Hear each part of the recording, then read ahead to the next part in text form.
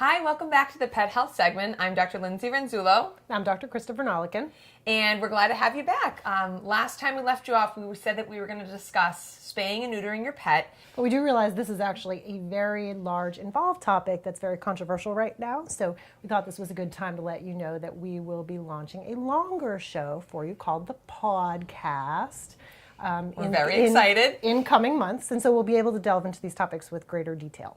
So to talk about spaying your female dog or cat, this is removal of the ovaries and usually the uterus as well, though some vets do just the ovaries.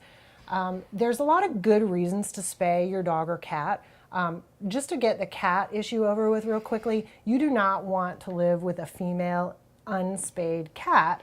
They do repeatedly go into heat cycles and are pretty unbearable to live with. So there's not much of a debate about, from a behavioral standpoint, that you need to spay your cat. From a dog standpoint, the nuisance issues do arise where they're having these heat cycles about every 6 months, and that can be messy. And it can be long, anywhere from 1 to 6 weeks that sometimes you can actually see bleeding. So it can definitely be something that is a hygiene issue as well. Mm-hmm. And so from a medical perspective, there are very good reasons to spay your dog, biggest being prevention of breast cancer. We know for certain that breast cancer is much less common in dogs that were spayed, typically before their first heat, but certainly before the first couple of heats is protective. It also prevents uterine infections and uterine cancers, and behaviorally, sometimes they can be just a little bit more even-keeled and reasonable to live with. What are the negatives about spaying? There are some negatives of spaying. A lot of the times we're talking about timing in which you spay, and you can be dealing with growth plate issues. And so there are some recent studies out there to possibly suggest that patients that are spayed might be more prone to developing different types of joint issues, cruciate ligament issues, things like that. Weight gain is a big one for a spayed female dog. They tend to gain more weight than an unspayed female dog. And there is some evidence or some reported studies to show that certain cancers might be more prevalent in a spayed female dog than a spayed female dog. Things like lymphoma, hemangiosarcoma, mast cell tumors, things like that. But again, as far as the significance and the importance of spaying versus not spaying, we are still very much a pro-spay hospital. And one issue that we talked about too is the urinary incontinence, that there's a definite, there is a proven link between urinary incontinence in females and spaying, typically before the age of 4 months. So that's kind of the cutoff that has been shown in studies. And again, there aren't really great studies in veterinary medicine for this. So a lot of these things, you take a very small number of animals and try to extrapolate it out to everybody, and it's a little bit difficult. Yeah.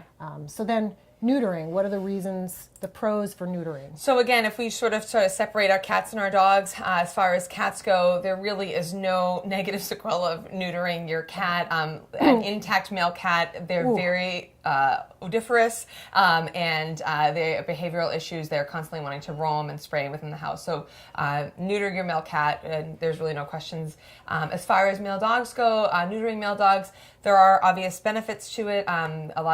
There's some behavioral benefits to it, as well as the removal of the testicles. So testicular cancer is obviously eliminated at that point, and some other issues as far as behaviors and stuff are concerned.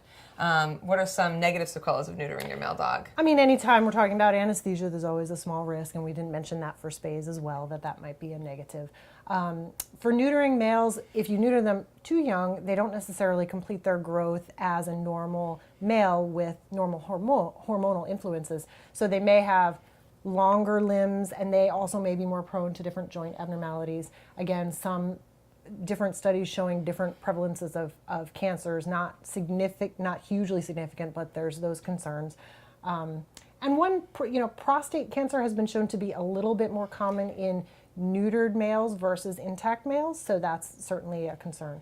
But on the other flip side, for an intact male, they're more likely of getting infections of their prostate and having more BPH issues, or like benign prostatic hyperplasia issues, so urinary issues as they can get older too as well. Right. So behaviorally, and for a lot of those reasons, a recommendation for males and females is to choose your neuter and spay date based upon how close they are to maturity. So for a male, In small breeds, a lot of the time, 6 months is perfectly appropriate. They're pretty mature at that age, they're fully grown. For a giant breed dog, we might be recommending waiting until 2 years of age, until they really have reached their adult stature. And with females, we say still before their first heat, but hopefully maybe closer to their first heat, and it's not necessarily horrendous if they do go through a first heat and you spay them after that. However, we will get into some more of the specifics with our show, talking about different breeds and sizes of dogs, and give you a little bit more information during that segment. So we're saying goodbye from Bulger Veterinary Hospital. And we cannot wait to see you on our new show, The Podcast, which will be airing in a few months.